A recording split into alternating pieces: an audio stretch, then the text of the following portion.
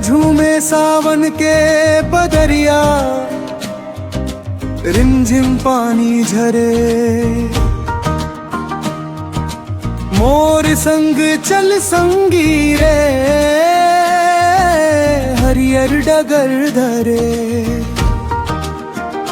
भोले बाबा के नाम ले, गूंजे गाँव गाँव। सावन के मायावर से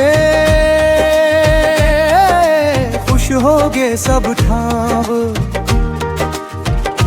महुआ डारी झूला डोले, हंसे गाँव के लोग। बेल पत्ता ले पूजा कर थन मिट जाते सब रोग। कोयल मीठा गीत सुनावे, नाचे मोर जंगल। सावन आए के संग लानिस खुशी के नवा मंगल।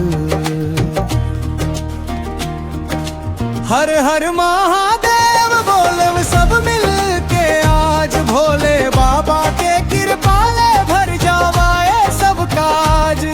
रिमझिम बरसे बदरिया, हरियर होए खेत। सावन के ये सुंदर महीना भर दे सुख के रेत।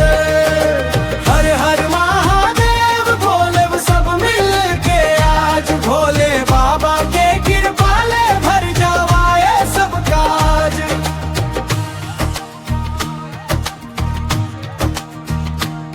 नदी नाला पानी भर गए, खेत बने हरियाल। गाँव गाँव मम गूंजत दिखते शिव जी के जयकार। संगी संग मंदिर जाबो, दीप जलाबो आज। भोलेनाथ के आशीष ले चमक जाही समाज।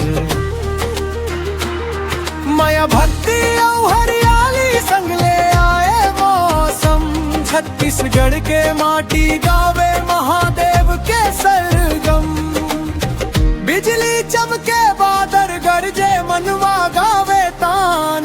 सावन के ये सुंदर बेला शिव जी के वरदान।